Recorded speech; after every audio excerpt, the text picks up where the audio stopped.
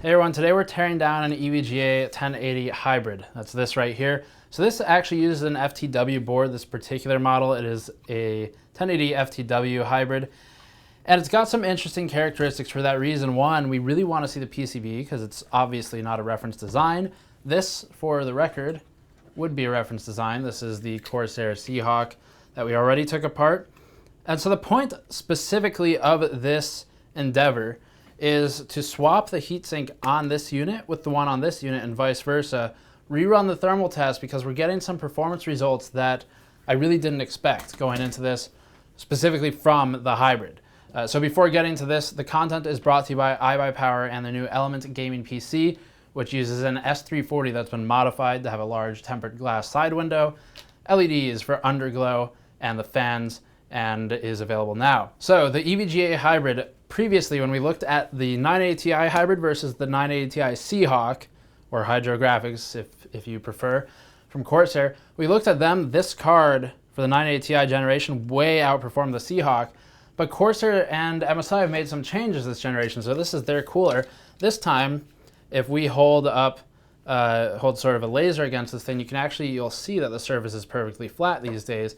And that is conducive to GPU cooling because a GPU doesn't have the same curvature that an IHS has for CPUs. Talked about this a million times, but it's flat now, and that's good for GPUs. So that certainly has improved performance a bit. It reduces the reliance on TIM to make that contact between the GPU and a curvature found in the cold plate of the previous models. That's helped, but still, the EVGA card does seem like it should be performing better than it is. And that leads me to believe that there's a few variables here. We'll talk about them in the review. I don't think we'll be able to get this lower than the Seahawk, but we're going to try. So that's going to be mostly by dismantling it and swapping the coolers. So this thing is, technically, if we wanted to just change the coolers, it would be much easier than what I'm about to do. But I want to take the whole thing apart because we want to see the PCB anyway, just because that's kind of interesting to look at and understand what's going on under the hood. That's weird.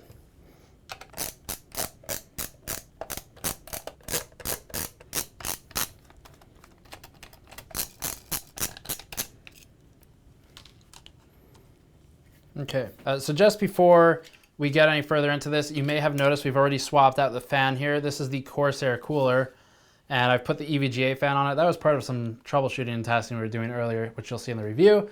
And then we've done the same for the EVGA cooler, so that's got the Corsair fan on it. Don't be confused. We have swapped the fans. These are not the ones that they come with. A couple things here. These are just kind of protective rubber dampers or cushions.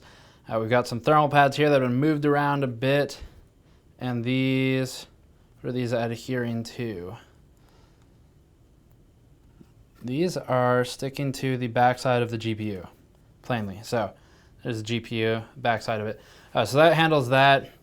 We can clearly see VRAM modules. Put this on now that we're under the card. So VRAM, capacitors, probably Mosfets, inductors right there. So that's the card from the backside. Another thermal pad up here.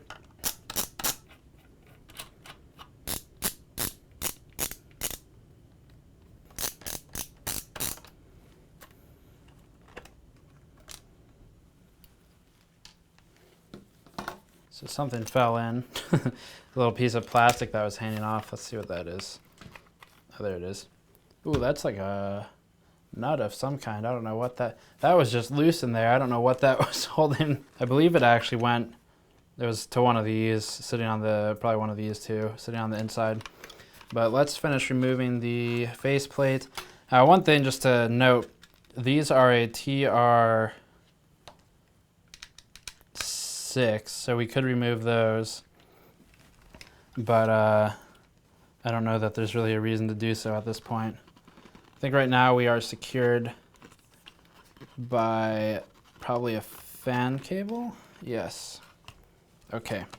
So here's the interesting thing with this card. There's a couple things very interesting about it, and this is why we are doing this endeavor to begin with, because it does seem pretty well engineered from the face of things. So obviously this is not very exciting. This is a cable for LEDs. It's an RGB LED plate. So you got RGB LEDs in here, which are there.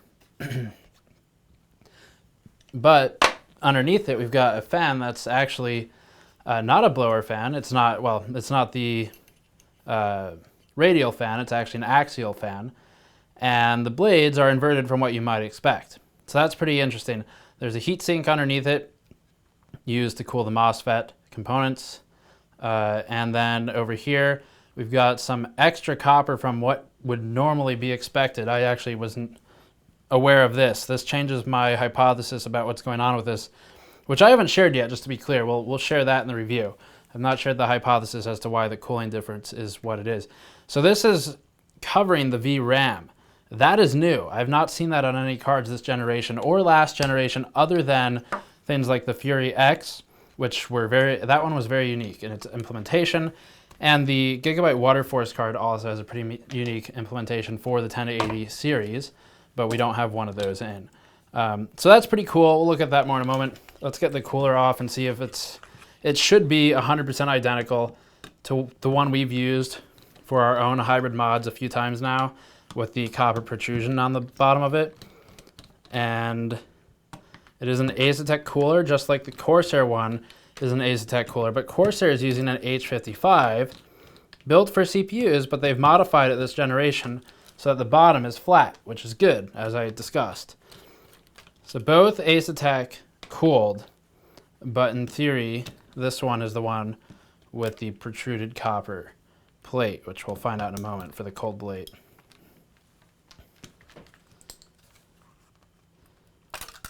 All right, very interesting. So, as stated, there's your VRAM thermal pads, and that obviously covers the VRAM modules. Looks like we've got some thermal paste on one side of that. That's on the table now. That's nice.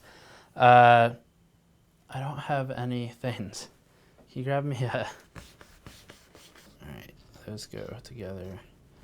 Those go together. Those go together. Good coverage here. You can see that basically the thermal paste is considerably less thick in the center. So that's what we want to see. That was not necessarily the case on the Seahawk when I took that one apart. That one did not have as much either pressure or just contact with the silicon. But obviously it worked quite well because it was in the 18-ish degrees range delta when we did the thermal tests. And here, so here's the bit I'm interested in. See that compound contact there? We look here, very plainly, these were meant to be connected to one another. So if it's not obvious, it would look as if the VRAM is sinking into the thermal pads, into this copper plate. Copper plate's making contact through TIM, a very good contact actually, with the bottom of the cold plate, and that would theoretically heat up the cold plate, at least in the perimeter, and depending on what the microfins look like inside, that transfer should be done in such a way that the VRAM is dissipating some of its heat through the pump. And that is the unique aspect of this that we have not seen in previous generations. Well, that's actually a pretty exciting discovery. Okay, so here's what we've got.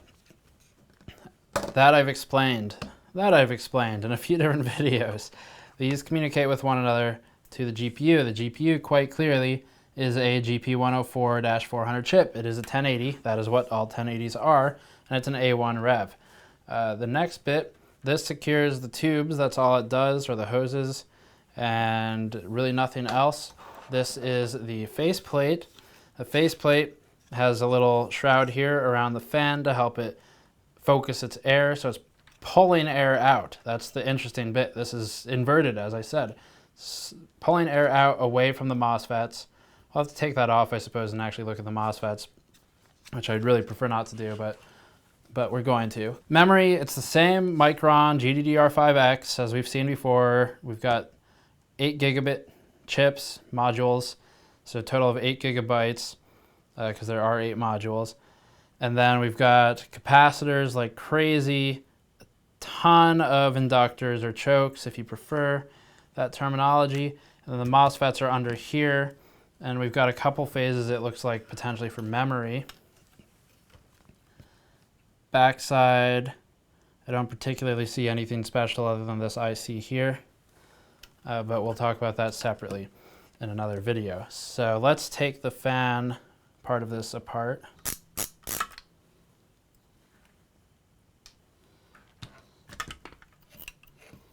Oh, that was very easy. Looks like aluminum here, black painted aluminum. We've got a thermal pad here, big one, and that contacts with the Mosfets. And then the sink itself is just aluminum finned heatsink. The cables, that's the cable going into the PWM on the board. That powers both the fan and the pump. So that covers our power. I'm not going to take the fan off, no real point. The Mosfets are, there are a lot. What do we have here for phases? But we wrote an article a while ago that covers that, and then in the review I'll discuss it more directly once I have a chance to look at it off camera. But just looking at it, obviously very simplistically, there's 12 inductors here, and we've got a couple more littered across the board for the memory, the VRAM phases. So that's the PCB, the basics. The cooling I've pretty thoroughly described, but we will have a complete detailed video with the review. I've got to figure out if we want to do thermal analysis separately or not. By the time this goes up, it'll all be within hours of publication. So be sure to subscribe if you haven't so that you can see those videos as they go live. It will be a very interesting duel between the Corsair unit and the EVGA unit, especially, and when I say Corsair, I mean Corsair and MSI, the Seahawk X or the Corsair Hydrographic, same thing. So I'm gonna put this on here, and we're not gonna bother doing a separate video for it. Just gonna do it, see how it works, and then we'll have our answer as to why the performance is the way it is. But yeah, as always, subscribe. Patreon link the postal video to help us out directly. Thank you for watching, and we'll see you all next time.